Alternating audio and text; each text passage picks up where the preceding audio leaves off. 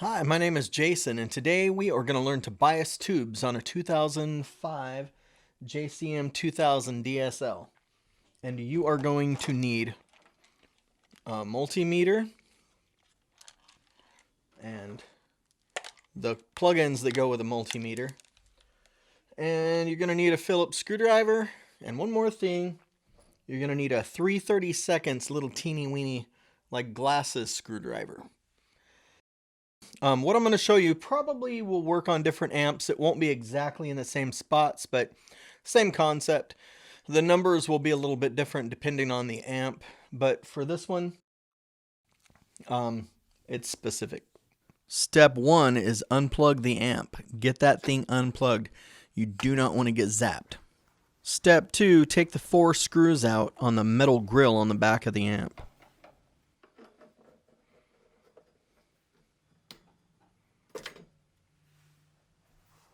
Next, make sure the amp is connected to a speaker cabinet with the proper ohm load. Next, take your multimeter and set it to the lowest setting on millivolts that you have. Mine happens to be 200.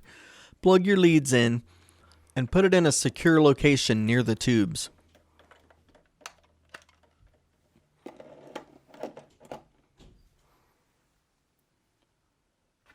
Then plug the power cord back in and be cautious.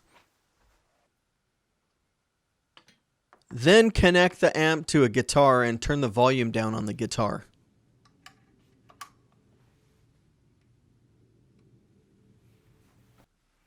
Turn the power button to the on position and then wait about a minute for the tubes to warm up before turning on the standby as well. Ground your multimeter near the screw on the amp and use your hot lead to measure the voltage on both outside pins. The center pin on those 3 pins is your ground, but you don't need to use that. Just use the amp. The little white screw on the left adjusts the tubes on the left.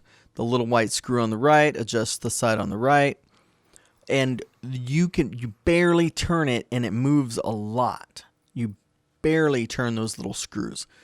Turning both screws left increases the voltage and turning them right decreases the voltage. Ultimately, you want both sides exactly the same between 85 and 90 millivolts. After it's adjusted, play the amp for a little while on both channels and listen for microphonic crackling, because that's an indicator that you have a bad tube. And if everything sounds good on both channels, no weird noises, no crackling, then go back after you've played it for about 30 minutes and readjust the bias. It might move a little bit. Hopefully I was able to help somebody out.